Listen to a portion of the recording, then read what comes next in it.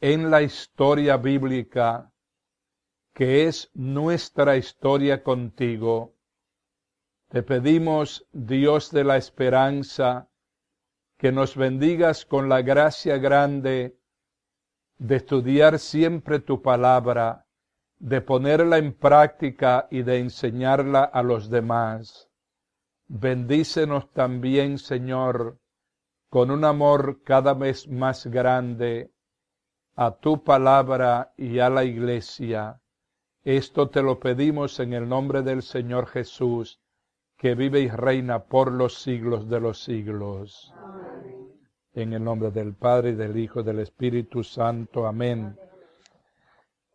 Buenas noches a todos. Sean bienvenidos a esta clase número 16. Saludamos también a los hermanos y hermanas que nos están viendo por el internet en diferentes lugares. Siéntanse queridos, siéntanse amados y siéntanse cercanos a nuestros corazones creyentes. En la clase anterior, nosotros estudiamos el exilio hacia Babilonia. Y hoy lo que vamos a estudiar es el regreso del exilio, la vuelta a Jerusalén.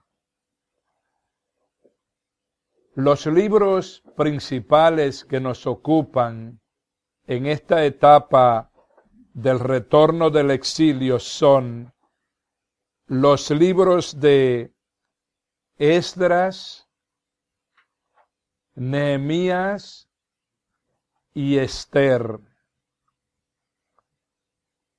El color que nos ocupa en esta etapa es el color amarillo.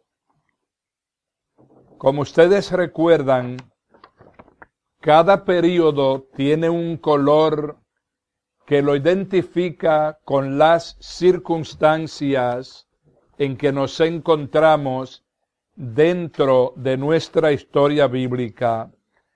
Por ejemplo, el período anterior tuvo el color azul, que se identifica con los blues o canciones tristes del período del exilio babilónico. El color que hoy nos ocupa,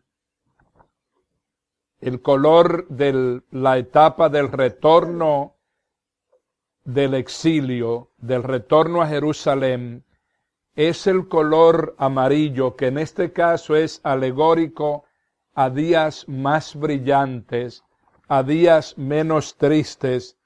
Si ustedes recuerdan, por ejemplo, el color del reino dividido fue el color negro, porque fue quizás la etapa más triste y más dolorosa de la historia de Israel. Y hoy nos ocupa, como dije anteriormente, el color amarillo, que es alegórico a mejores días, a días más brillantes, a días más alegres.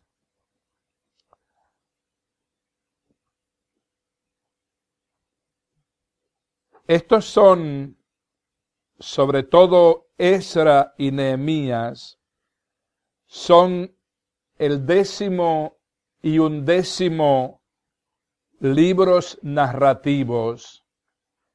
Como ustedes recuerdan, lo que estamos estudiando es la línea narrativa de la historia de la Biblia. Y entonces estos libros son el 10º y el 11º de los libros narrativos, Esdras y Nehemías. Regresan a la Tierra Santa después de 70 años de exilio en Babilonia. En el periodo anterior nos habíamos ocupado sobre todo de la destrucción de Jerusalén y la destrucción del templo.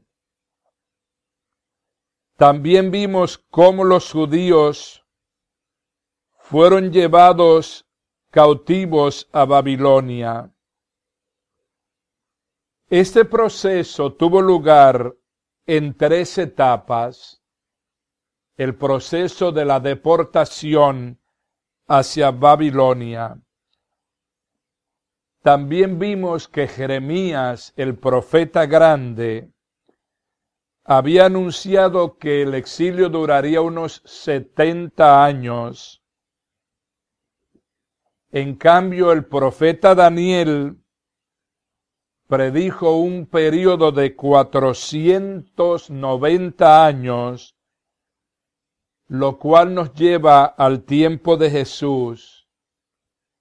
La razón por la cual Daniel habló de un período de 490 años fue porque desde su perspectiva espiritual el exilio no terminó con la liberación física del imperio babilonio, porque el pueblo siguió pecando. Y desde el punto de vista de Daniel, el pecado constituye un exilio espiritual.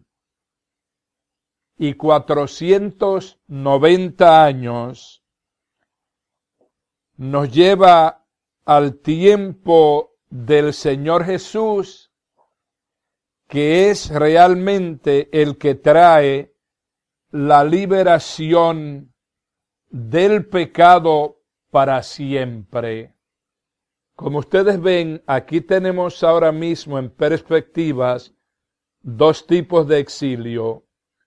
Uno que duró 70 años en el cautiverio en Babilonia. Estamos hablando ahí de un exilio físico, pero también estamos hablando de un exilio espiritual, porque la gente continuaba atada al pecado y esa liberación no tendría lugar hasta el nacimiento del Señor Jesús 490 años más tarde, que fue el que realmente nos trajo la liberación a la cual todos aspiramos.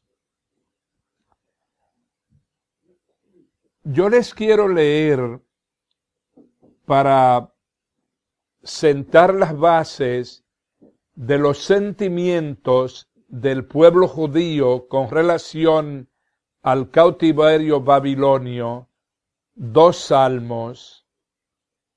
Al final de la clase, yo les voy a poner 2 canciones que no vamos a entender las palabras, porque son en arameo, que es el hebreo, el idioma antiguo de los judíos, una reflejando la tristeza del cautiverio y otra reflejando con paz la gratitud a Dios por la noticia de la liberación, y al final de esa canción se transforma en el gozo cuando ven a Jerusalén.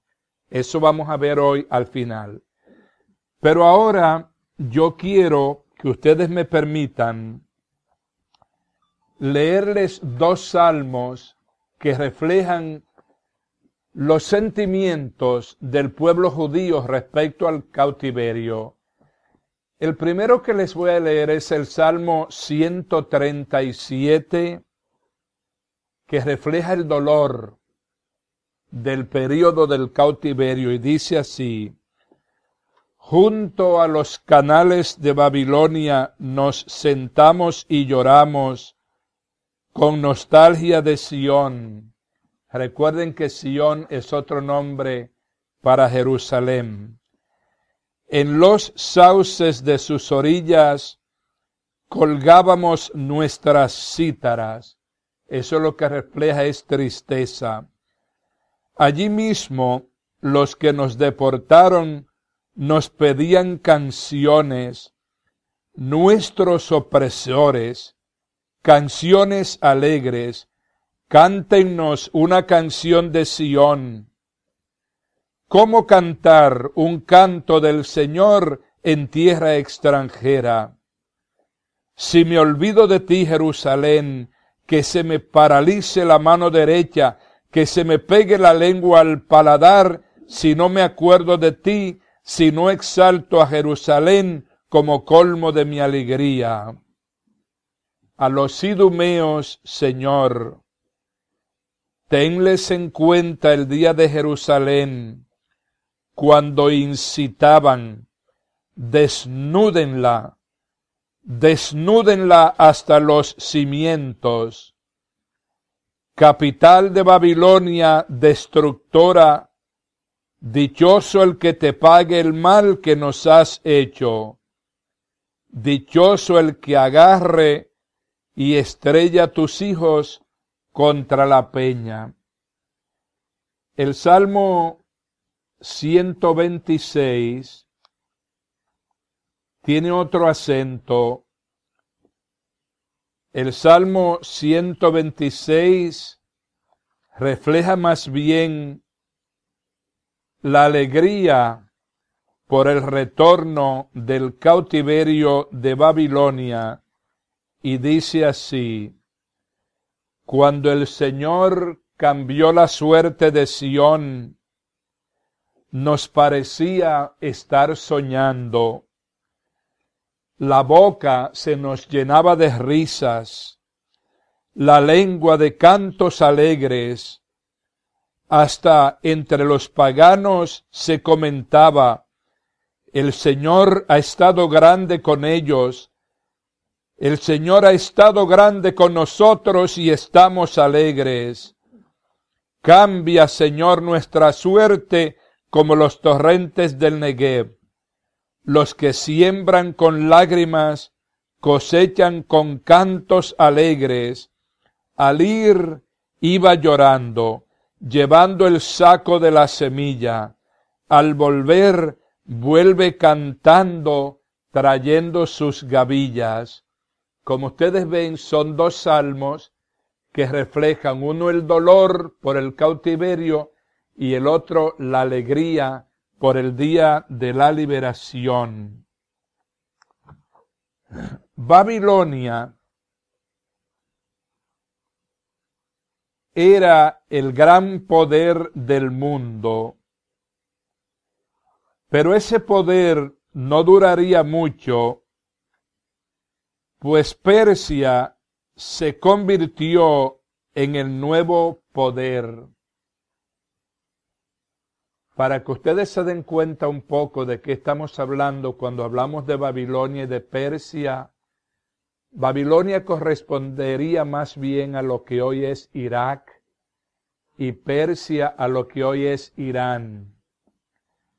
Entonces, cuando los babilonios destruyeron a Jerusalén y el templo y se llevaron cautivos a los judíos hasta Babilonia, ellos eran en ese momento, los babilonios, el gran imperio del mundo.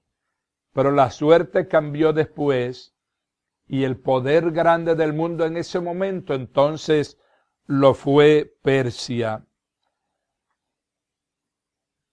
Los judíos vieron siempre a Babilonia como una grandísima pecadora, hasta el punto de que ustedes encontrarán en algunos sitios de la Biblia una referencia a Babilonia como la gran ramera.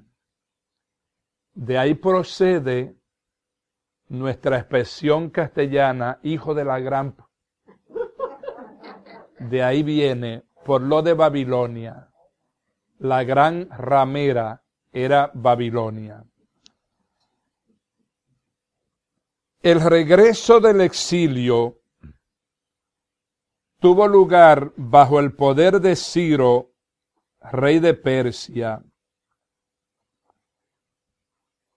Para que veamos esto, yo les quiero leer un poquito del libro del profeta Isaías,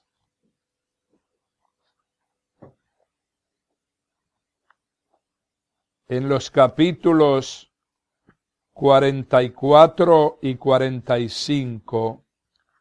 No lo voy a leer todo, obviamente, pero sí les voy a dejar sentadas las bases de lo que está pasando. Y ahora así dice el Señor, el que te creó, Jacob, el que te formó, Israel. No temas, que te he redimido, te he llamado por tu nombre, tú eres mío. Cuando cruces las aguas, yo estaré contigo. La corriente no te anegará, cuando pases por el fuego no te quemarás, la llama no te abrazará, porque yo soy el Señor tu Dios. Y ahora escucha, Jacob, siervo mío, Israel mi elegido. Ahora volé al capítulo 44. Así dice el Señor que te hizo, que te formó en el vientre, te auxilia. No temas, siervo mío Jacob, mi cariño, mi elegido. Voy a derramar agua sobre el suelo sediento y torrentes en la tierra seca. Voy a derramar mi aliento sobre tu descendencia y mi bendición sobre tus retoños. Crecerán como hierba junto a la fuente, como sauces junto a las acequias. Uno dirá, soy del Señor. Otro se pondrá el nombre de Jacob. Uno se tatuará en el brazo del Señor y se apellidará Israel. Así dice el Señor Rey de Israel, su Redentor, el Señor Todopoderoso. Yo soy el primero y yo soy el último. Fuera de mí no hay Dios. ¿Quién se parece a mí? Que hable, que lo explique y me lo exponga. ¿Quién anunció de antemano el porvenir? ¿Quién nos predice lo que ha de suceder? No teman, no tiemblen. No lo anuncié y lo predije por adelantado. Ustedes son testigos. Hay un Dios fuera de mí. No existe roca que yo no conozca. Ahora voy a volar al capítulo 45. Así dice el Señor a su ungido Ciro, que era en ese momento el rey de Persia, a quien lleva de la mano, doblegaré ante él las naciones, desarmaré a los reyes, abriré ante él las puertas, los batientes no se le cerrarán. Yo iré delante de ti allanándote cerros, haré trizas las puertas de bronce, arrancaré los cerrojos de hierro, te daré tesoros ocultos, caudales escondidos, así sabrás que yo soy el Señor que te llamó por tu nombre, el Dios de Israel. Por mi siervo Jacob, por Israel mi elegido, te llamé por tu nombre, te di un título, aunque no me conocías. Fíjense a qué está haciendo esto referencia. Ciro, el rey de Persia, no conocía a Dios. Sin embargo, Dios se valió de ese ser humano que, aunque no lo conocía, Dios sabía que iba a tener misericordia y Dios lo llamó para que liberara a Israel y le permitiera volver a la tierra santa. Y por eso Ciro fue el que dio el edicto de liberación, el permiso para que volvieran a Israel los judíos que estaban en cautiverio en Babilonia. Los libros de Esra y de Nehemías formaban originalmente un solo libro, pero después, por razones temáticas, se dividió en dos libros. Pero yo les quiero explicar, para que lo tengan ustedes muy presente ahora en la mente, que estos dos libros se centran en tres mayores acontecimientos, que los voy a enumerar primero y después se los voy a enumerar despacito, dándoles las citas bíblicas de dónde se encuentran esos tres acontecimientos mayores. Ellos son: el primer acontecimiento mayor es la construcción del templo. Eso es lo primero y lo más importante, la construcción del templo, o digamos más bien la reconstrucción del templo, porque ya recuerden que había sido construido por Salomón, los babilonios lo destruyeron y ahora los judíos tendrían el encargo de reconstruirlo. Segundo tema es la misión de Esdras, que era un escriba, era un escolar de la ley de Moisés y era un sacerdote. Y el tercer tema es la reconstrucción de la ciudad de Jerusalén y sus muros. Yo ahora voy a mencionar esos tres acontecimientos, dándoles las citas bíblicas de cada uno para que ustedes después en sus casas lo puedan revisar despacitamente. El primer tema es la reconstrucción del templo. Para eso vean Esdras, capítulo 1, desde el versículo 1 hasta el capítulo 6, todo hasta el versículo 22.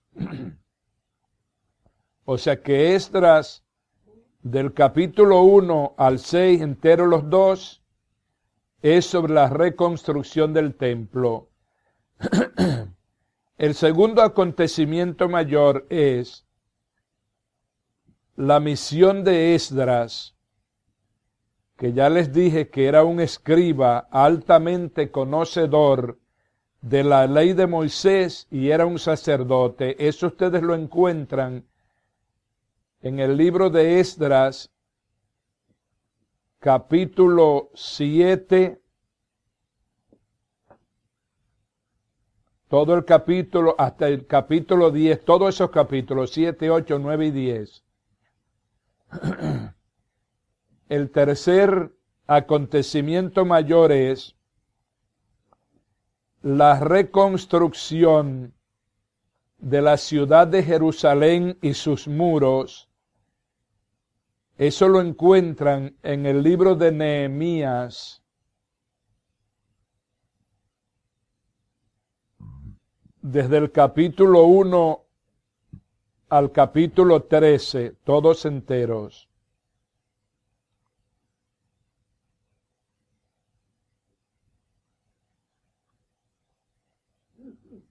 El libro de Esdras, en realidad, cubre el mismo material que en el final del segundo libro de las Crónicas. Y después describe cómo Ciro, el rey de Persia, ese que aunque no conocía al Señor, el Señor se valió de él para liberar a los judíos.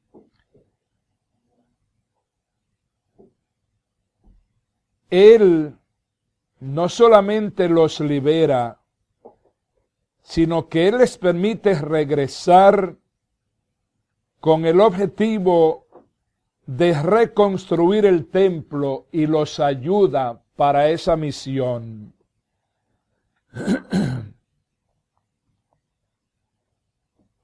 Ahora yo me quiero detener a hacer una aclaración sobre el afán del templo. la reconstrucción del templo, del tabernáculo. Fíjense, desde el principio de este curso, nosotros hemos estado prácticamente estudiando el tema del tabernáculo de una manera gradual. Desde la creación, el mundo mismo aparece como un tabernáculo que va a contener todo lo que Dios puso en este mundo, en esta tierra. Después, el jardín del Edén o el paraíso terrenal aparece también como un tabernáculo que contiene a los primeros seres humanos, que contiene la paz, que contiene la armonía. Es un tabernáculo donde hay una relación linda inicialmente con Dios. El arca de Noé durante el diluvio también aparece como un tabernáculo protector de seres humanos y de animales. Después el arca de la alianza aparece como un tabernáculo que contiene los elementos conmemorativos de la intimidad con Dios. Y entonces el templo aparece como el tabernáculo del encuentro entre Dios y los hombres. Pero el templo es el lugar donde Dios se reúne con su pueblo, que el pueblo ofrece sacrificios. Pero como ya sabemos, una gran desgracia tuvo lugar, y es que el templo fue destruido. Lo había destruido Nabucodonosor, el rey de Babilonia.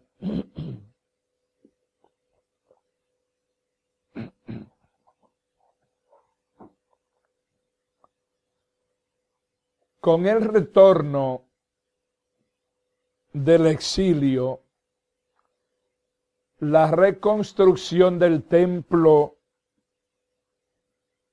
es vista como la resurrección del templo.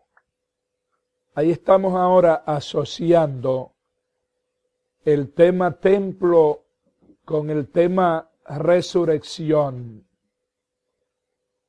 El templo había sido destruido por los babilonios. Los judíos vuelven después de 70 años, reconstruyen el templo y espiritualmente la reconstrucción del templo es vista como la resurrección del templo. Gracias, que Dios le pague. También veremos hoy cuál es el sentido espiritual del templo. Recuerden que el texto bíblico no tiene un solo sentido. Hay un sentido literal, pero hay también un sentido espiritual, un sentido alegórico y un sentido moral de las cosas. Eso lo hemos explicado antes.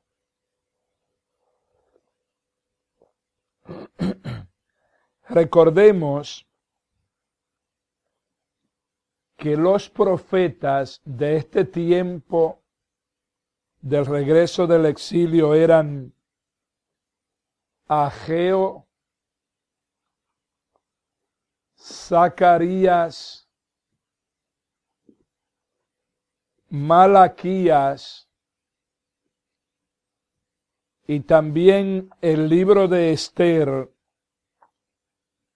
a través de la cual Dios salvó al pueblo judío de aquellos que los querían exterminar.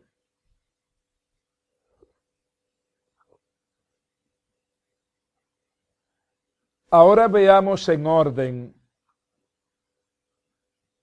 los tres mayores acontecimientos que ya he mencionado y les di la cita bíblica donde se nos narran esos acontecimientos. Primero, la reconstrucción del templo. En el año primero de Ciro, rey de Persia, el Señor movió el corazón del rey para que decidiera proclamar un edicto, dejando ir a los judíos de regreso a la Tierra Santa y construir un templo al Señor en Jerusalén.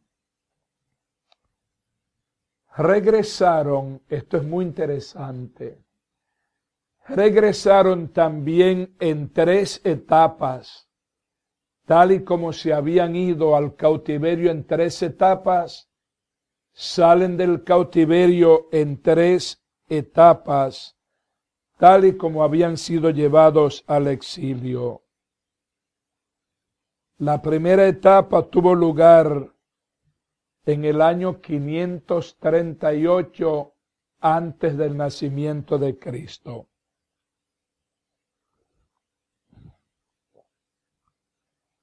La segunda etapa tiene lugar entre los años 525 y 457 antes de Cristo. Y la tercera etapa tiene lugar en el año 444 antes de Cristo. Ahora yo les voy a pedir que me permitan leer en el libro de Esdras,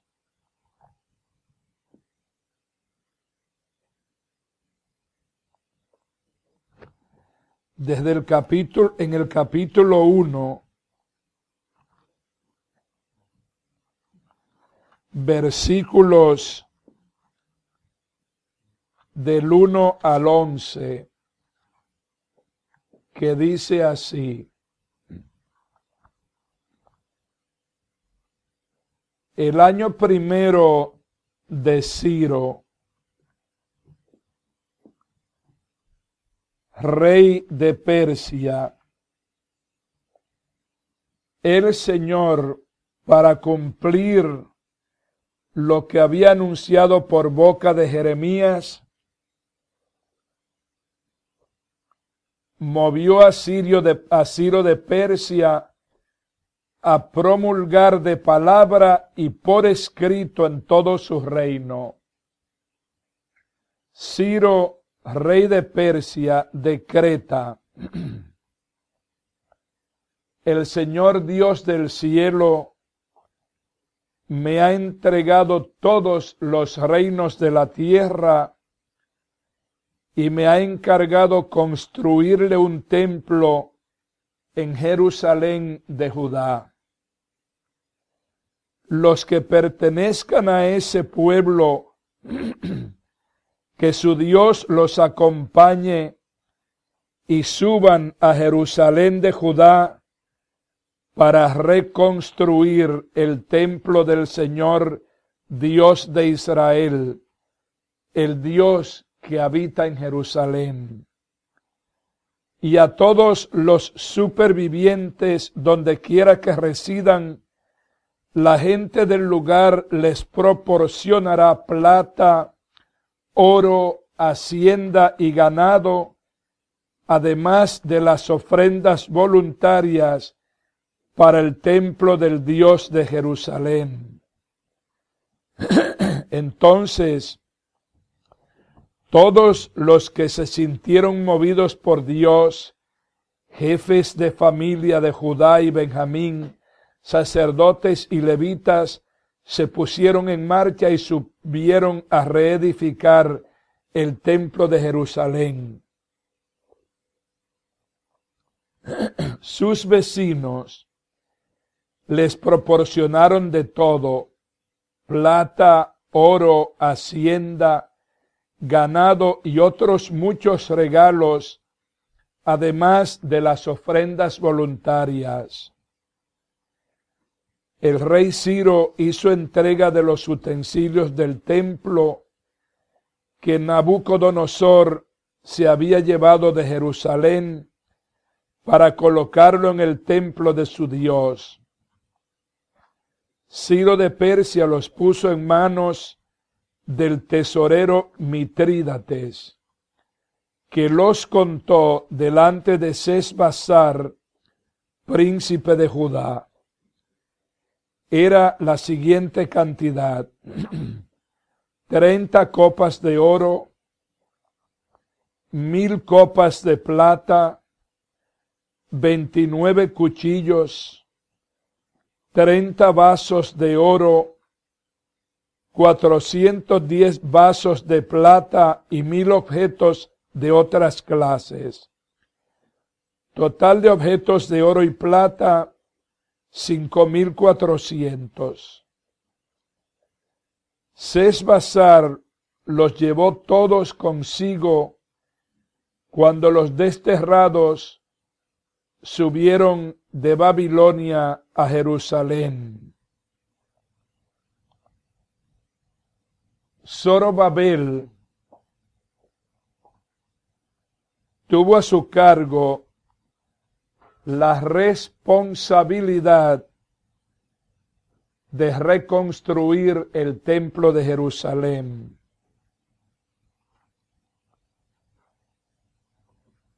Fíjense cómo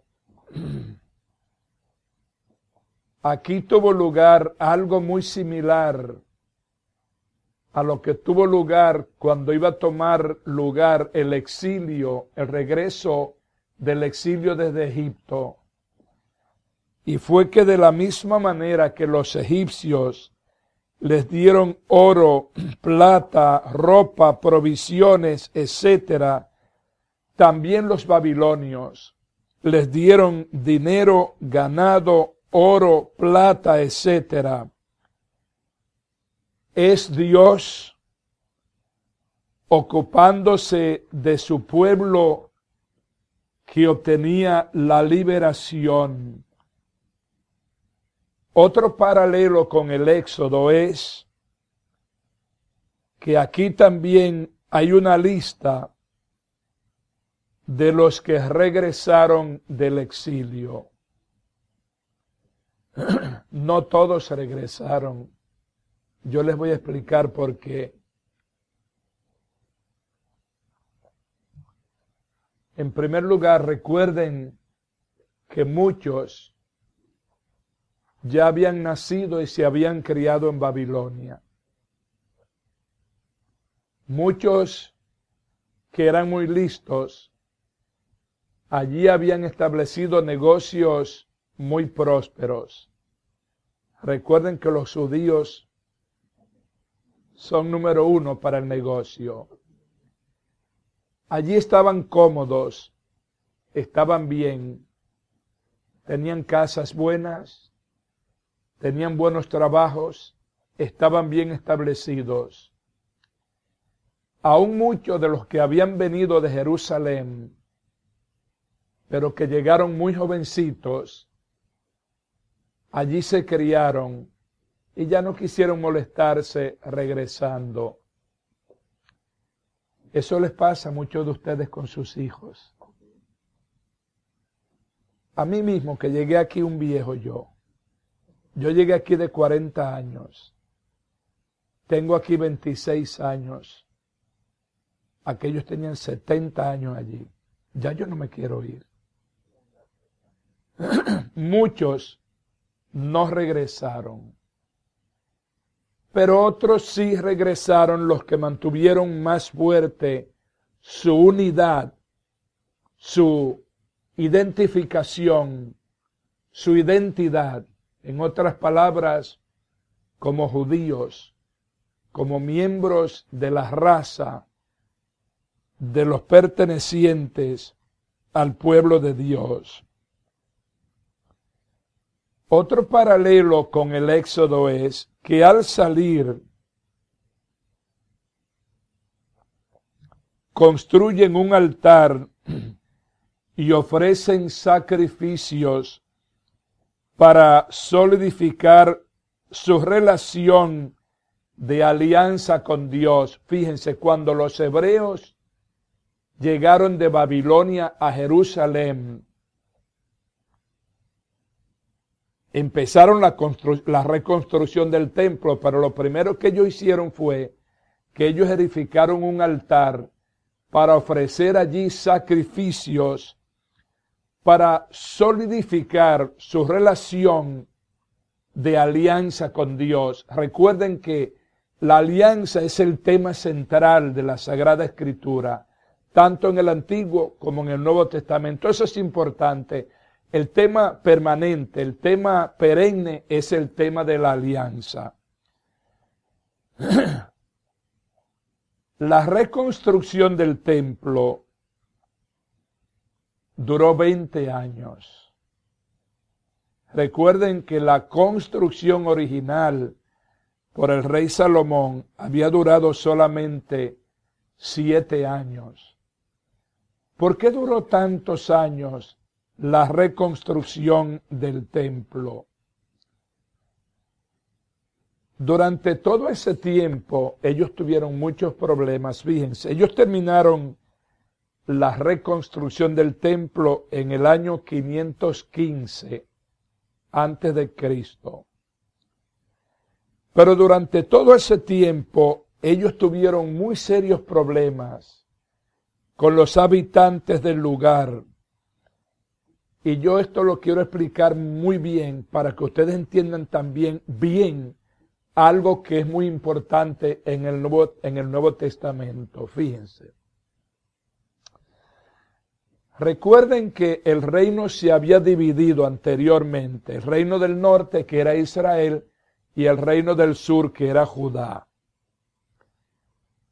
En ese momento había un rey en Siria que se llamaba Sargón, el rey de los asirios. Y Sargón fue el que se llevó cautivos a los del reino del norte. Pero recuerden que él trajo paganos de 5 diferentes naciones y los estableció por doquiera en el reino del norte, cuya capital era Samaria. Entonces, cuando los del sur fueron llevados cautivos a Babilonia, gradualmente los del norte, que eran paganos, mezcladitos con un poquito de judaísmo también, se fueron mudando hacia el sur, hacia la parte de Judá. Y ellos ellos tenían una fe, una religión que era sincretista. En otras palabras, era una fe que envolvía a diferentes dioses, también al Dios de Israel, pero como uno entre otros, prácticamente puesto al mismo nivel que otros dioses paganos. Entonces, cuando los judíos regresaron de Babilonia y empezaron la reconstrucción del templo, estos que estaban por allí, que habían venido del reino del norte, les dijeron: déjennos a nosotros también participar con ustedes para construir el templo, para que todos participemos de esto. Y ellos le dijeron: ustedes no. ¿Por qué razón? Porque ellos lo que iban a querer era adorar y rendir culto y ofrecer sacrificios en el templo al Dios de Israel y a otros dioses más que eran dioses de paganos. Y por eso no los dejaron, porque eso no pegaba con el espíritu del templo. Recuerden que el templo, la reconstrucción del templo, lo que trae es espiritualmente una resurrección del templo, que es el templo del Dios de Israel. Recuerden el Shema Israel. Escucha, oh Israel, al Señor tu Dios adorarás y a Él solo servirás. Entonces no se podía mezclar aquello con la mantequilla, ¿entiende? Entonces les dijeron por eso que no, que ellos no iban a participar. Pero yo voy a adelantar un poquito la historia para decirles que ese grupo de gentes se sintieron muy mal de que a ellos no lo dejaron participar en la reconstrucción del templo, y ellos se quejaron ante el rey de Persia y les pidieron que se parara la construcción del templo porque a ellos los estaban afuereando, en otras palabras. Y hubo que detener las obras de la reconstrucción del templo. Por eso les tomó tanto tiempo. Pero después ellos apelaron a un nuevo rey de Persia que validó el edicto del rey Ciro y sí dio el permiso para que continuara la reconstrucción del templo. Eso dejó sentimientos muy malos entre judíos y samaritanos, que eran básicamente los del norte. Ellos querían participar en el culto del templo, tomando parte en la construcción del templo, pero eso iba a ser un templo no auténtico por la razón que ya les expliqué anteriormente. Después de terminado el templo, los judíos los invitaron que si querían venir al templo a ofrecer sacrificios solo y únicamente al Dios de Israel, ellos no quisieron. Y un día, un grupo de samaritanos entraron al templo de Jerusalén y regaron dentro del templo huesos de personas muertas. Y eso entonces trajo impurificación al templo. Y el templo hubo que rededicarlo. Y eso sembró para siempre la separación, la enemistad y el odio entre judíos y samaritanos, hasta el punto de que esa enemistad dura todavía hasta el día de hoy. Y por eso los samaritanos están muy aislados y tienen que casarse entre ellos mismos. Y por eso entre ellos hay muchas personas que son retardados mentalmente, porque son mezcla de lo mismo, como consecuencia de eso que acabamos de explicar.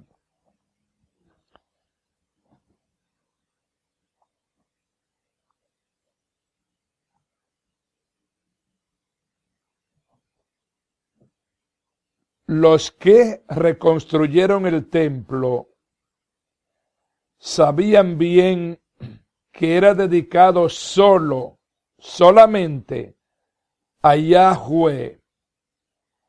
Y como les dije, los otros apelaron, pero eventualmente por un edicto del rey Darío se reafirmó el edicto de Ciro, y entonces la reconstrucción del templo siguió.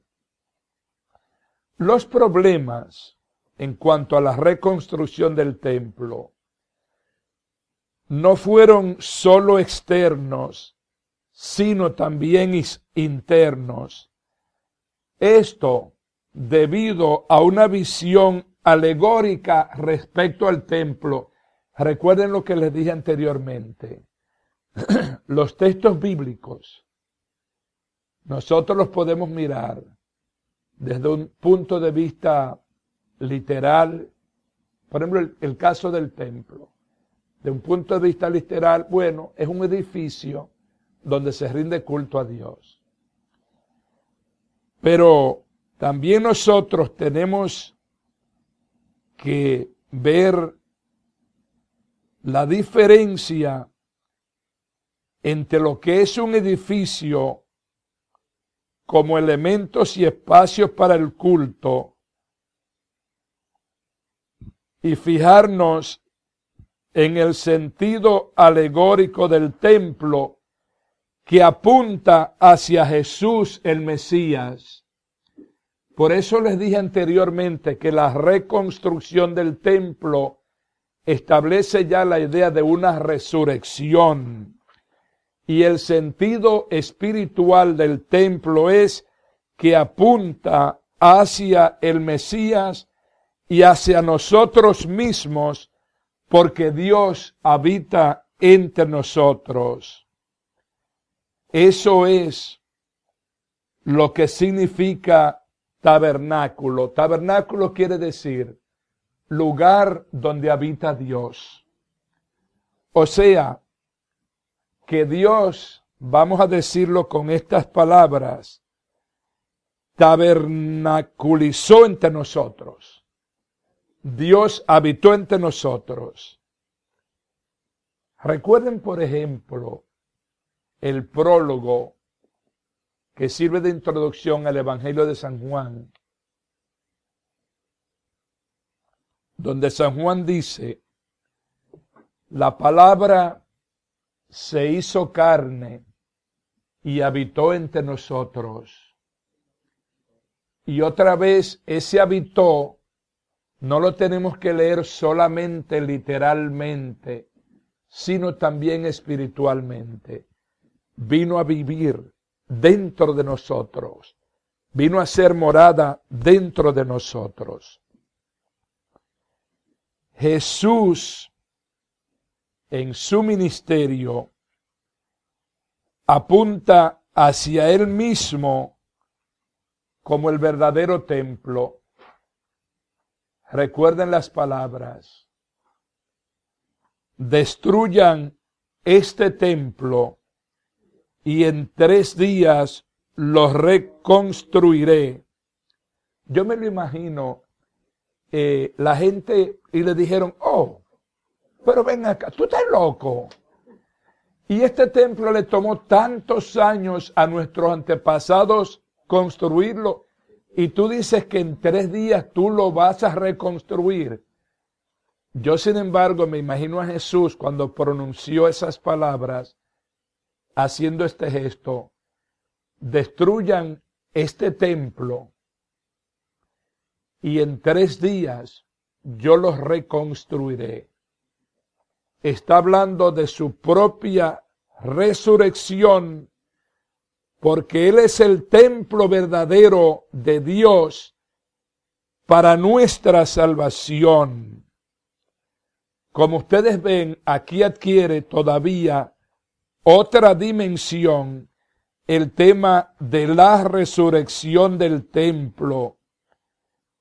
El nuevo templo está todavía realmente siendo reconstruido de piedras vivas. Cristo es la piedra angular, Él es la piedra principal. Nosotros somos las piedras vivas y nuestro cuerpo es el templo del Espíritu Santo. Otro problema con la reconstrucción del templo fue que mientras unos construían el templo, otros estaban ocupados. Cuando digo ocupados, lo quiero recalcar, porque es una ocupación que lleva a olvidarse de la reconstrucción del templo, y ellos estaban ocupados construyendo sus propias casas, olvidando la casa de Dios. Ese tema, tal y como lo acabo de mencionar, aparece en el libro del profeta Ageo, capítulo 1, versículos del 9 al 11.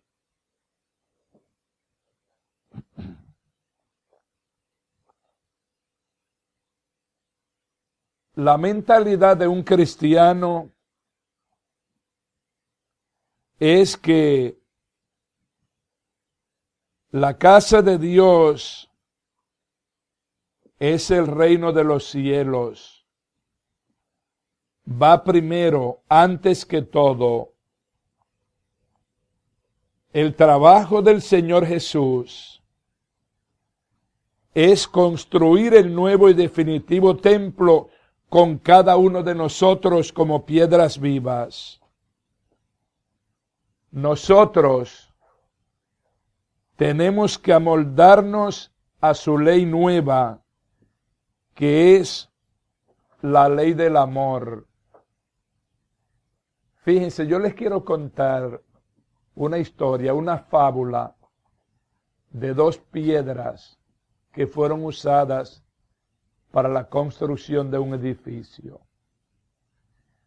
Una de las piedras era muy bonita, muy lisa, muy perfecta, muy exacta. Y la otra piedra que le quedaba al lado era una piedra que tenía protuberancias y se veía fea, no encajaba bien. Entonces la piedra bonita se quejó con el constructor y dijo, pero ven acá, tú no me estás mirando a mí lo bella que soy. ¿Y por qué me has puesto este esperpento aquí al lado? Eso no pega junto a mí. No ensamblamos. Y el constructor dijo, es cierto. Y entonces agarró un cincel y un martillo y sacó a la piedra que tenía protuberancias y se veía fea. Y la otra piedra, mientras tanto, la piedra bonita, se decía, ¡ah! ¡Ah! Vamos a ver lo que va a pasar con esta. Yo soy linda. Sabrá Dios lo que van a hacer contigo. Y lo que hizo el constructor fue que agarró el cincel y el martillo y le empezó a dar martillazos a la piedra bonita, que era bonita y lisa. Y dice, pero ven acá, ¿y qué? Espérate, la fea no soy yo, la fea es ella. Y entonces cuando terminó de dar con el cincel y el martillo, era para que pudiera encajar bien con la piedra bonita, la piedra fea. Y entonces las dos juntas se empezaron a ver armoniosas. Así es el reino de Dios.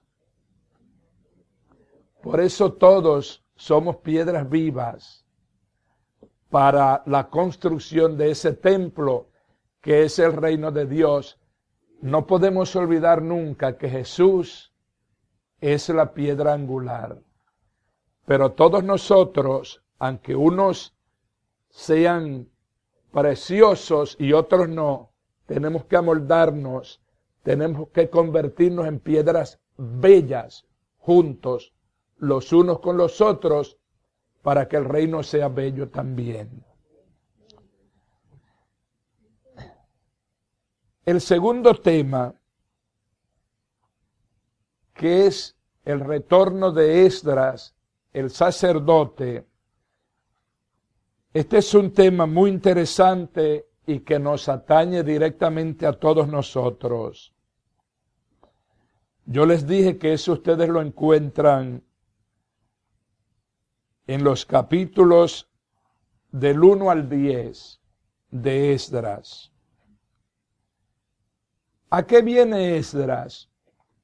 Viene a restablecer la ley. Recuerden que la ley prácticamente se había perdido en tierras extrañas, en tierra pagana, y Esdras viene después de la reconstrucción del templo. ¿Por qué es importante esto? Porque con la reconstrucción del templo, el restablecimiento del culto religioso tiene lugar, pero hace falta para que sea auténtico todo el restablecimiento de la ley de Dios. Entonces, a eso viene Esdras, porque tenían que amoldar otra vez sus vidas personales en conformidad con la voluntad de Dios. Esdras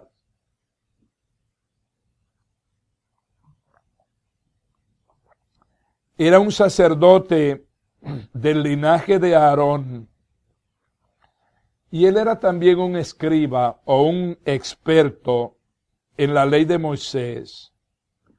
Él se ocupó muy bien de estudiar la ley de Moisés. Ustedes van a encontrar, si alguien pudiera leer, por favor, Berta, puedes leer en el capítulo 7 de Esdras,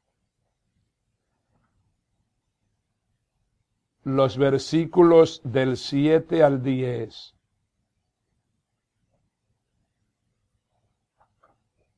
Esdras 7, del 7 al 10. El año séptimo del rey Artajerjes, subieron a Jerusalén algunos israelitas, sacerdotes, levitas, cantores, porteros y empleados del templo. Llegaron a Jerusalén en julio del año séptimo del rey. El 1 era de marzo Esdras, decidió salir de Babilonia, y el 1 de julio llegó a Jerusalén. Con la ayuda de Dios, porque se había dedicado a estudiar la ley del Señor, para cumplirla y para enseñar a Israel sus mandatos y preceptos. Gracias. Miren de qué habla ese texto. Ese Esdras que llegó era un modelo. Fíjense por qué. En primer lugar, él se había ocupado de estudiar bien la ley de Moisés. En segundo lugar, él cumplía la ley, él vivía la palabra de Dios. Y en tercer lugar, él enseñaba la ley. Cuando nosotros terminemos este curso, no podemos dar por terminado este proceso. O sea que nosotros tenemos que repetir lo de Esdras. Con este curso no termina nuestro aprendizaje de la palabra de Dios ni nuestra vida. Esto, el estudio de la palabra de Dios, debe convertirse para nosotros en un estilo de vida. Además de estudiar la palabra como Esdras, tenemos que practicarla y tenemos que enseñarla a los demás. Como ustedes ven, es una invitación a que nosotros estudiemos la palabra y vivamos la palabra de Dios, y al mismo tiempo es una invitación a no ser egoístas. Tenemos que compartirla con los demás. Tenemos que enseñarla a los demás. En Esdras, en el mismo capítulo 7, versículos 27 y 28, hasta el capítulo 9, hay un cambio en la narrativa. Fíjense, antes, Esdras iba diciendo cosas, narrando cosas, pero él nunca se ponía en primera persona, hasta que en este momento él empieza a hablar en primera persona, diciendo: yo hice, yo digo, yo dije, el Señor me llamó, el Señor me enseñó, el Señor me invitó. En los capítulos 9 y 10, Esdras tiene que enfrentar un problema grandísimo, y era el problema de los matrimonios con extranjeras, lo cual estaba radicalmente opuesto a la ley de Moisés. Recordemos una de las razones principales. Salomón, que fue el rey más sabio de Israel, bajó a un nivel muy bajo y muy destructivo moralmente para él y para todo el pueblo, hasta tal punto que eso fue lo que causó la división del reino. ¿Y por qué actuó Salomón así? Actuó así por influencia de sus mujeres paganas con quienes se casó y lo hicieron apartar su corazón de Dios. El tema del matrimonio con mujeres extranjeras, paganas, es un tema fuerte en la ley de Moisés. Recuerden que Moisés, antes de que entrara el pueblo en la tierra prometida y antes de morir Moisés les dio la ley de no casarse con extranjeras. Y después Josué, después de la conquista de la tierra, volvió a repetir solemnemente el mandato de Moisés sobre ese tema. Por ahí precisamente empieza la reforma de Esdras, que fue una reforma muy difícil y muy dura. ¿Por qué razón? Porque los hombres judíos tenían que separarse de sus esposas.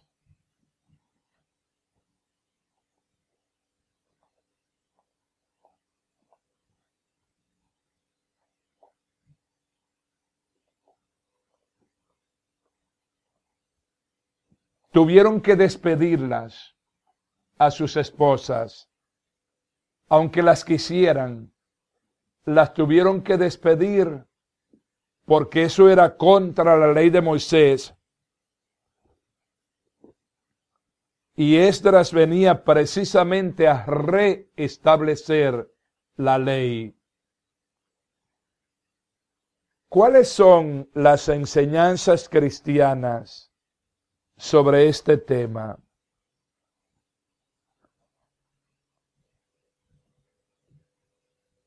Miren, el número 1634 del Catecismo dice lo siguiente sobre ese tema. Voy a traducir, así es que tengan paciencia conmigo. Diferencia de confesiones entre esposos no constituye un obstáculo insalvable para el matrimonio. Cuando ellos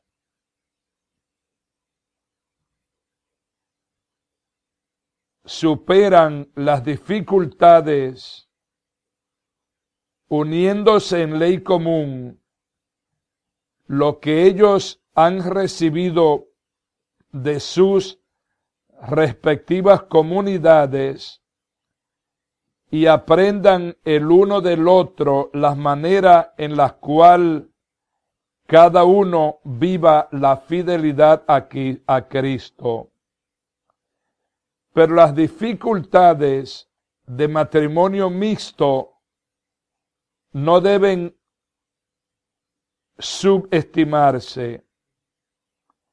Estas dificultades surgen del hecho de que de la separación de cristianos todavía no se ha superado. Los esposos y esposas ponen en riesgo de tragedia la desunión de los cristianos aún en el corazón de su propio hogar. La disparidad de culto puede además agravar estas dificultades. Las diferencias sobre la fe y sobre la misma noción del matrimonio y las diferencias de mentalidades religiosas pueden convertirse en fuentes de tensión en el matrimonio, especialmente respecto a la educación de los niños. La tentación para la indiferencia religiosa surge entonces. O sea que nosotros realmente tenemos que ver, tenemos que aceptar que lo mejor es no casarse con una persona de una diferente fe, porque eso va a traer problemas. Sin embargo, yo los quiero invitar también a apuntar esta cita que vamos a leer de la primera carta del apóstol San Pablo a los Corintios. En el capítulo 7,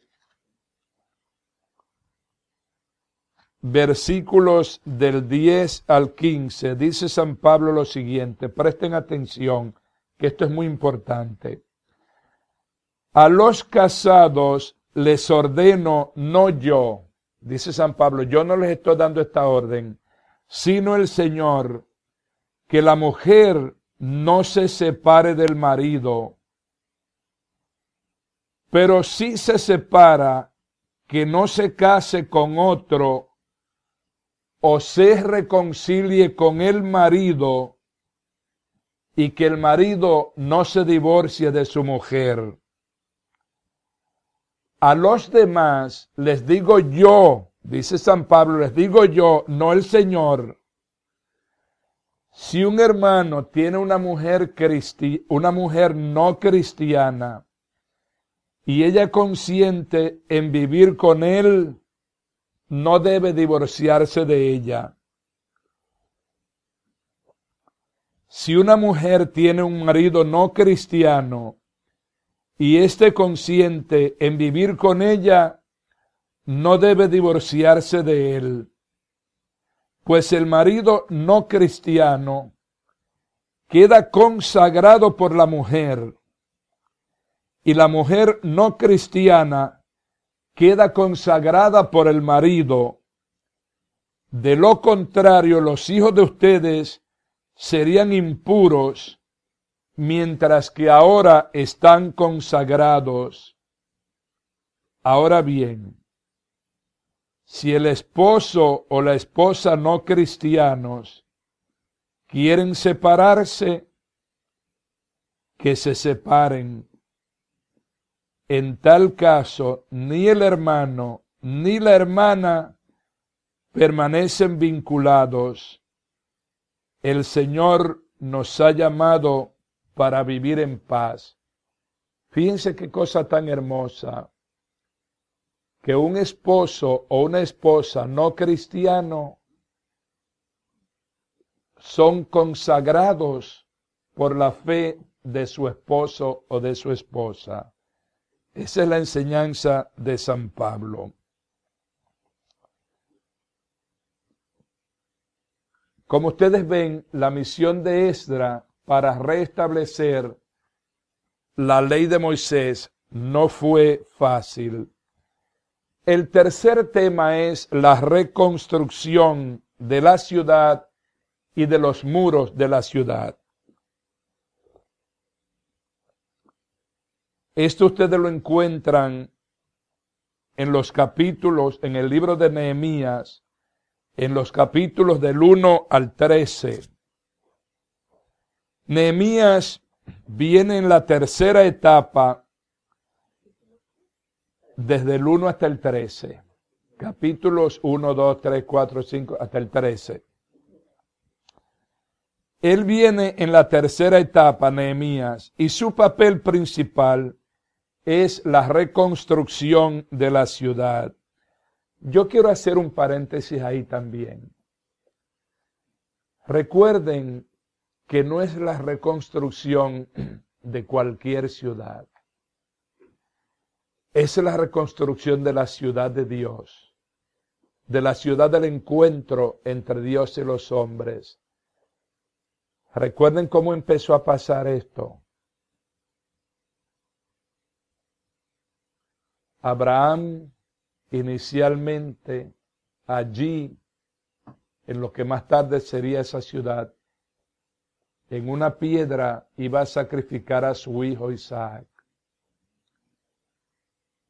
Cuando un rey del norte se llevó a Lot, el sobrino de Abraham, y a sus familiares y a sus esclavos y todas sus propiedades, Abraham lo persiguió a ese rey y lo derrotó y rescató a su sobrino Lot y a todo lo que le pertenecía a él. En su regreso hacia su lugar, recuerden que paró en una ciudad muy antigua que se llamaba Salem, más tarde llamada Jerusalem, o sea, Jerusalén. Y el rey de allí, que se llamaba Melquisedec, fue el que le dio allí a Abraham la bendición. Melquisedec, al tiempo que era un rey, era un sacerdote. Recuerden un elemento fundamental que tuvo lugar allí en Jerusalén, y fue que ese rey, Melquisedec, rey y sacerdote, le dio la bendición a Abraham y le dio ofrenda de pan y de vino. Y recuerden que cuando estudiamos ese tema dijimos que aparentemente ese rey Melquisedec era el hijo Sem de Noé, al cual Noé le dio la bendición, y después Melquisedec se la pasó a Abraham. Recuerden que yo ese día les recomendé a ustedes que traten algún día de ir a una ordenación sacerdotal y vean, oigan y sientan que en la oración de consagración del obispo al nuevo sacerdote dice: tú eres sacerdote para siempre según el orden de Melquisedec. Entonces, lo que se está reconstruyendo no es cualquier ciudad. Se está construyendo la ciudad de Dios, que es Jerusalén, que en el sentido espiritual aparece dada para nosotros muy claramente. Eso lo vamos a ver en futuras lecciones. En el libro del Apocalipsis, cuando Juan el vidente dice: yo vi la nueva Jerusalén que bajaba del cielo, adornada como una novia que se engalana para su esposo. La nueva y eterna Jerusalén. O sea, que el sentido espiritual de Jerusalén lo tenemos que llevar también en el corazón. Y por eso es que es tan importante la reconstrucción de la ciudad, que al mismo tiempo que la resurrección del templo también está siendo resucitada la ciudad de Jerusalén. Nosotros somos la Jerusalén futura, en otras palabras. Lo más importante en su libro de Nehemías es la proclamación de Esdras, porque él proclama solemnísimamente la ley de Moisés. Podemos decir por eso que encontramos a Esdras en Nehemías. En Nehemías 4, esto es muy importante, en el capítulo 4 de Nehemías, encontramos que los constructores de la ciudad tenían una herramienta en una mano y un arma en la otra. ¿Por qué? Porque los habitantes del lugar y otros más, entre otros los árabes que habían por allí, se dedicaron a hacer la vida imposible a los judíos y lo estaban tratando de matar y tratando de detener la construcción de la ciudad y de los muros. Y entonces ellos, para defenderse, estaban trabajando con una herramienta en una mano y un arma en la otra para poderse defender. Pero esto es una simbolización en el sentido de tipología. Esto es una tipología del cristiano que debe estar siempre preparado, con una mano con la herramienta construyendo la ciudad de Dios, el reino de Dios, y con la otra mano un arma para defenderse contra el enemigo, que es el demonio y que está en constante acecho para hacernos pecar. Eso es muy importante tenerlos en cuenta. Esto se consigue a través de la oración y la práctica diaria de la fe. Tenemos nosotros que estar siempre vigilantes y por eso tenemos que invocar la asistencia de nuestra Madre Espiritual, que es la intercesora. Recuerden el tema de la Gebirá en el Antiguo Testamento, que es la reina madre. Recuerden que la reina en los reinos del Antiguo Testamento no era la esposa del rey, porque los reyes tenían muchas esposas. La reina era la madre del rey, que el título que se le daba era Gebirá, o reina madre. Ante ella iba todo el mundo para que intercediera por ellos ante el rey. Y esa es la figura de la Santísima Virgen María, que desde el Antiguo Testamento aparece como la que intercede por nosotros. Nosotros tenemos que pedir la protección, el auxilio, la asistencia de nuestra Madre, la Santísima Virgen, y también de los ángeles y de los arcángeles y de los santos. Miren, cuando nosotros vamos los domingos a la misa, rezamos el credo. Y en el credo, una de las cosas que nosotros confesamos creer es que decimos, yo creo en la comunión de los santos. ¿Qué quiere decir eso? La iglesia existe en 3 estadios. Uno es la iglesia peregrina, que somos todos nosotros, que estamos todavía en camino. La iglesia purgante, que es la iglesia de los hermanos y hermanas, que aunque ya han fallecido, se están todavía purgando, purificando de sus pecados antes de entrar en el reino de los cielos. Y la iglesia triunfante, que es la iglesia de aquellos creyentes, hombres y mujeres, que ya están en el reino de los cielos. Y esos 3 son los santos. Nosotros los purgantes y la iglesia reinante. Creo en la comunión de los santos, quiere decir creo en la comunión de esos 3 grupos de creyentes porque somos uno en una sola fe. Y por eso tenemos que invocar también el favor y la intercesión de nuestros hermanos y hermanas, los santos y las santas. Completaron los trabajos de los muros de la muralla en 52 días. Rapidito, porque estaban siendo muy atacados y había mucho peligro. Pero esto atemorizó mucho a los demás, a los enemigos de alrededor. ¿Por qué? Porque al haber visto la construcción de esa muralla en 52 días, se dieron cuenta de que Dios estaba con ellos, pues nadie podía hacer un trabajo así en tan corto tiempo. Fue el favor de Dios que los hizo poderla terminar en 52 días.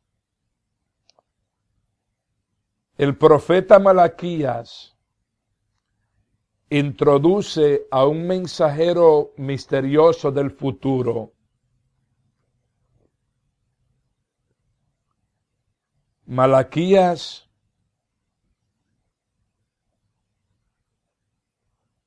dice que este mensajero del futuro vendría para preparar el camino al Mesías. El templo ya está listo. Y él dice, Malaquías, que un día vendría Elías como precursor de la presencia del Señor que entraría en su templo para reinar para siempre. Déjenme ahora desenrollarles ese rollo. Elías, si ustedes recuerdan, en el Antiguo Testamento, es el profeta grande que Dios se lo llevó al cielo en cuerpo y alma. Pero se quedó en el espíritu de Israel que Elías volvería. En el siglo I, los judíos estaban convencidos de que Elías iba a volver como precursor del Mesías. Y un día aparece un precursor diciendo: yo soy la voz que clama en el desierto, preparen los caminos del Señor. ¿Quién es ese? Juan el Bautista. Y esa tradición de que el Mesías vendría y entraría en su templo para reinar para siempre, en la tradición judía era que el Mesías vendría desde el monte de los olivos al monte del templo para entrar entonces en el templo de Jerusalén. Juan vino y anunció al Mesías y lo señaló diciendo: ese es el Cordero de Dios que quita el pecado del mundo. Y el domingo de Ramos Jesús cruzó desde el monte de los olivos al monte del templo y entró en el templo de Jerusalén. ¡Pum! Promesa cumplida. Y ahí se hizo cumplida la promesa de la entrada del Mesías en su templo. Yo quiero que ustedes apunten esta cita que les voy a decir.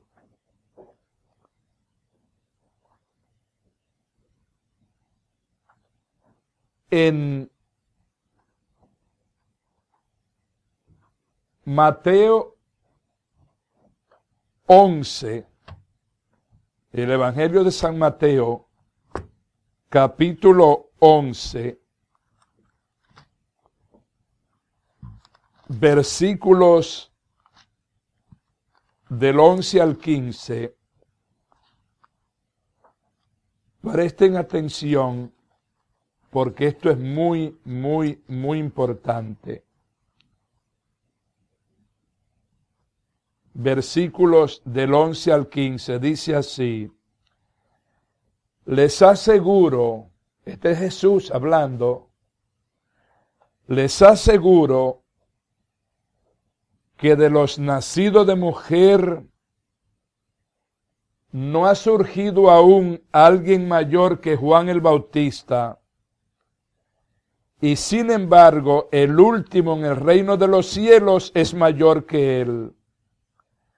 Desde los días de Juan el Bautista hasta ahora, el reino de los cielos sufre violencia y gente violenta intenta arrebatarlo.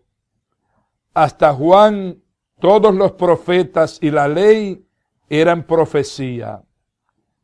Y si ustedes están dispuestos a aceptarlo, él es Elías que tenía que venir. El que tenga oídos, que escuche. Así termina el Señor Jesús esas palabras. En otras palabras, lo que está diciendo Jesús es que Juan el Bautista sí era el Elías que venía a anunciar al Mesías.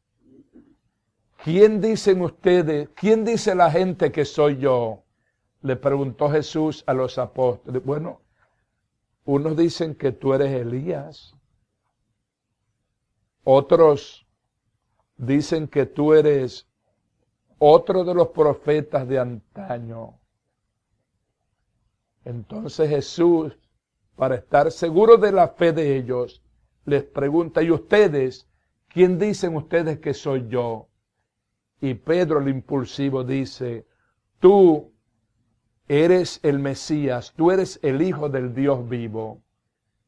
Y Jesús le dice, bienaventurado tú, Simón, hijo de Jonás, porque esto no te lo ha revelado nadie de carne, sino mi Padre, el Espíritu de mi Padre que está en el cielo. Los judíos del primer siglo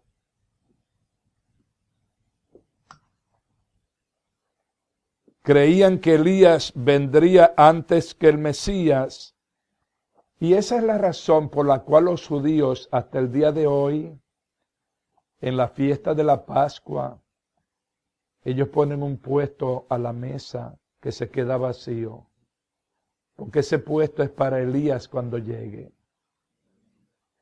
Lo cual es un símbolo muy bonito, pero como ustedes ven, Elías ya vino y el Mesías vino anunciado por Elías y lo hemos salvado.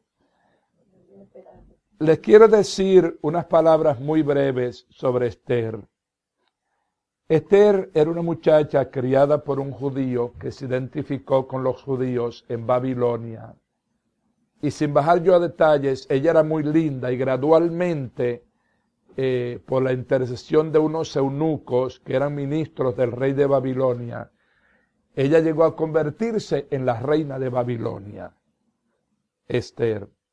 Y un intrigante de la corte, por odio a los judíos y por venganza, los hizo aparecer mal ante el rey y logró que el rey diera un edicto de exterminación por asesinato de todos los judíos. Pero Esther, que era profundamente amada por el rey, gradualmente se ganó el favor del rey y ella intercedió por los judíos para que no los exterminaran. Y por eso el retorno del exilio fue posible por la intervención de Esther, una joven judía espiritualmente que intercedió por ellos.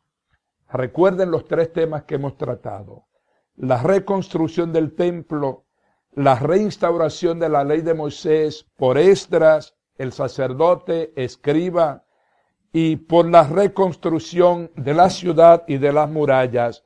Yo les prometí a ustedes y les quiero cumplir. Miren, esto es para que ustedes vean en este mapa. La línea azul es desde Jerusalén hasta Babilonia, de donde a donde ellos fueron llevados y hacia dónde fueron regresados después del exilio. Este es un libro que yo me he enamorado por razones de amor a la Biblia. Es un atlas histórico de la Biblia. Entonces, fíjense, yo les prometí a ustedes que yo les iba a hacer oír a ustedes dos canciones. Esto para mí es muy importante. Son de las canciones que cantaban los judíos en Babilonia durante el destierro. Recuerden que estaban tristes, estaban profundamente heridos. Yo les voy a hacer oír una canción triste de la experiencia del cautiverio y después les voy a hacer oír una segunda canción, que es la canción de cuando ellos con paz y con gozo están viendo lo del edicto del rey que les está permitiendo regresar a Babilonia. Y esa segunda canción tiene una segunda parte que ustedes van a notar el cambio en el ritmo, porque la segunda parte es muy alegre, cantando el gozo de que ya ven a Jerusalén. Estas canciones las cantaban originalmente los judíos en el cautiverio en Babilonia. Y esas canciones fueron pasando por generación, de generación en generación. Y el cantante que ustedes van a escuchar es un judío, hijo de judío, de padre judío y de madre hindú de la India, pero criado en Australia en la más estricta y antigua observancia de la ley judía. Y un americano, porque estas canciones, nunca se escribió la letra de esas canciones, se han cantado por tradición, pasan de generación en generación. Entonces un americano trajo a este cantante de Australia para escuchar y escribir la música según oía a este cantar. Y entonces escribió la música para los instrumentos diferentes que son antiguos también. Y en algunos casos añadió también un poquito de coro, haciendo armonía. Esa es la novedad. Pero yo quiero que ustedes escuchen las dos canciones. Recuerden que la primera que les voy a poner es triste porque es de la experiencia todavía en Babilonia. Esta.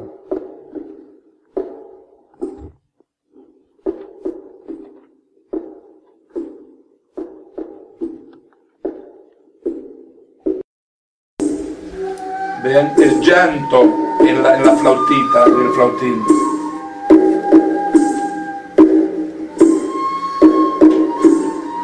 Así mismo era que lo cantaban ellos en Babilonia, todo como suena.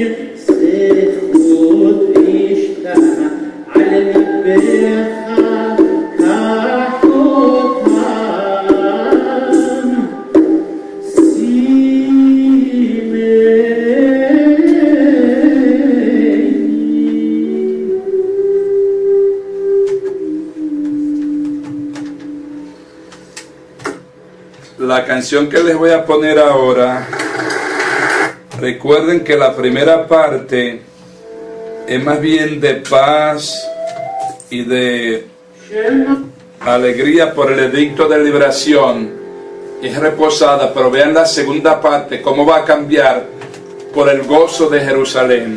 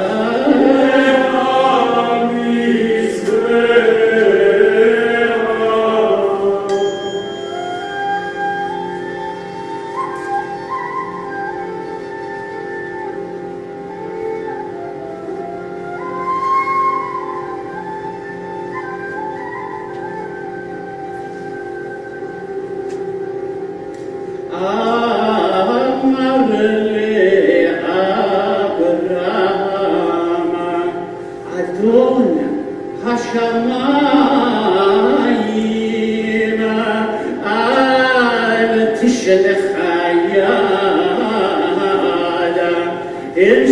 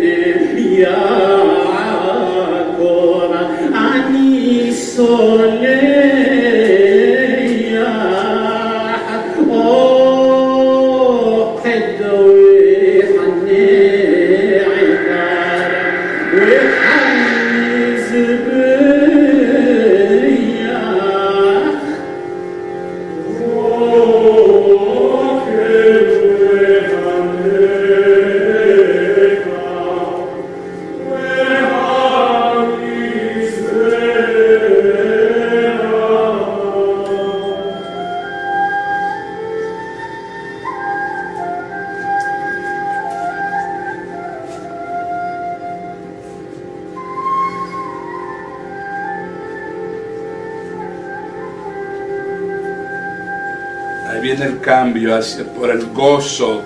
Ahora va a tener lugar el cambio.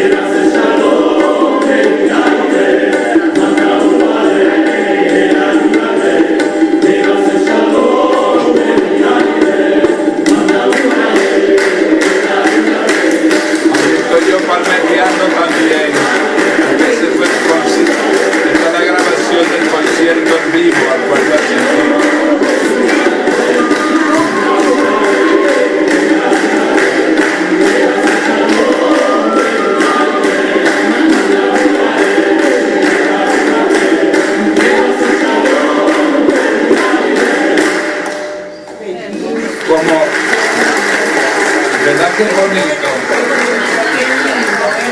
Yo me alegro mucho de haberlo podido traer, fíjense, Qué hermoso, gracias. con mucho gusto, como conclusión, como la pregunta más espiritual, más personal que les dejo esta noche es, ¿cuál es el modelo en esta noche? Es el sacerdote estudió la palabra de Dios, vivió la palabra de Dios, enseñó la palabra de Dios. Antes de terminar con la bendición final, quiero saber si alguien tiene alguna preguntita que considere muy importante. Sí.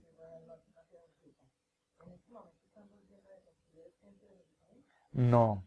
El templo tiene 2000 años destruido. Lo destruyeron los romanos, lo terminaron de destruir en el año 70. La destrucción de Jerusalén completa duró 6 años de parte de los romanos y jamás se ha vuelto a reconstruir el templo. Presentemente no existen los sacerdotes, no existe el templo, están desbandados, aunque la nación de Israel existe en el momento presente, pero no existió durante casi 2000 años, no existió una nación de Israel, pero nosotros existimos. Sí.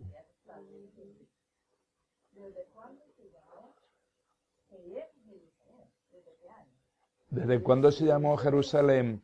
Mire, cuando llegó Abraham, la ciudad se llamaba solamente Salem, pero después, gradualmente, como era un centro espiritual, se le llamó también ciudad de paz. Entonces, Jerusalén significa ciudad de paz. El nombre es antiquísimo. Yo no les sé decir con precisión exactamente cuándo, pero ya desde los antiguos judíos se llamó Jerusalén, que quiere decir ciudad de paz. Sí, con mucho gusto. Pero es muy temprano, porque se llamaba Shalem y después Jerusalén, muy tempranito, sí. En la ciudad de Jerusalén estaba el templo de Jerusalén que los romanos destruyeron. Right. ¿Hay algún lugar, ese mismo lugar, estará de alguna manera conservado en Jerusalén o habrán construido casas? Qué buenísima pregunta. Déjenme responderle esa pregunta a todos para que vean el proceso del templo. El templo original lo construyó el rey Salomón.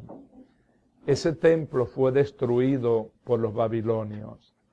Después, bajo el liderazgo de Esdras y de Nehemías, se reconstruyó el templo cuando regresaron de Babilonia. Ese templo después fue remodelado y súper embellecido por un monstruo que se llamaba Herodes. Y ese fue el templo que Jesús conoció, el templo de Herodes, que fue el tercer templo. Ese templo de Herodes fue el que los romanos destruyeron en el año 70. En el lugar donde estaba el templo, el mismo lugar, ahí es donde está hoy una mezquita musulmana, que es la que tiene una cúpula de oro, que la regaló el rey Hussein de Jordania. En el medio de esa mezquita lo que está es la piedra que servía de la piedra del sacrificio en el templo de Jerusalén, que fue la piedra donde Abraham iba a sacrificar a Isaac. Como ustedes ven, esa piedra es sagrada para los judíos, es sagrada para los cristianos, es sagrada para los musulmanes. Entonces, lo de que el Mesías entraría desde el Monte de los Olivos al templo, los musulmanes por esa razón bloquearon la puerta de oro, porque a través de la puerta de oro es donde vendría el Mesías, desde el Monte de los Olivos al monte del Templo de Jerusalén. Los musulmanes, durante el Imperio Otomán, la lapidaron, la cerraron. Ustedes ven, cuando ustedes ven una foto de Jerusalén con esa mezquita con la cúpula dorada, ustedes ven la doble puerta bloqueada, que es la puerta de oro.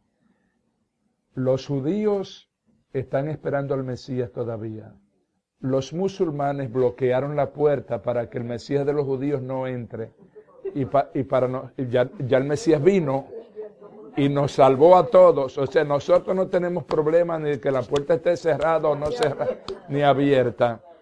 ¿Entiendes? Pero eso es lo que ha pasado. El templo fue destruido en el año 70. Entonces, hay una pared un poco distante de ahí, porque el templo era grande, todo el recinto era grande, que es la pared occidental de cuando estaba el templo, que es lo que se conoce con el muro de las lamentaciones.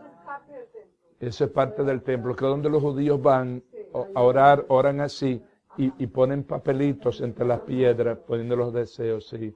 Esa era la parte occidental de la muralla del templo. Y ahí tienen como una especie de oficina donde guardan los rollos de la ley todavía, de la escritura. Y allí la leen, por ejemplo, los días que hay bar mitzvah, los niños que ya van a proclamar la palabra, la primera vez que la proclaman van allí.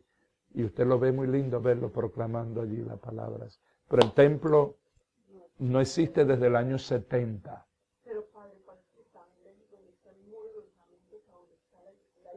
Porque el templo de Jerusalén era más majestuosísimo y era grande, era enorme, enorme, enorme. Recuerden que habían las explanadas de las mujeres, las explanadas de los hombres, las explanadas de los extranjeros, y después tenían que llegar entonces como tal, a la parte donde entraban solo los sacerdotes para el sacrificio, el incienso. Era una majestuosidad. Una majestuosidad. Si ustedes quieren, busquen en el internet, busquen Antiguo Templo de Jerusalén y van a encontrar una maqueta de la ciudad antigua de Jerusalén donde aparece, entre otras cosas, todo el templo allí. Con mucho gusto. Bueno, ya son las 9:30. En el nombre del Padre, y del Hijo, y del Espíritu Santo. Amén.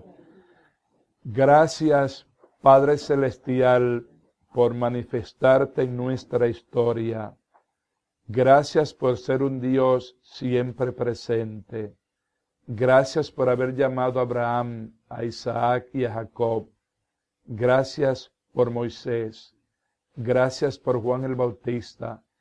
Gracias por haberte hecho carne en la persona de tu Hijo Jesús, que vino a traernos la salvación, y Él vive dentro de nosotros y nos ha convertido así en templos del Espíritu Santo.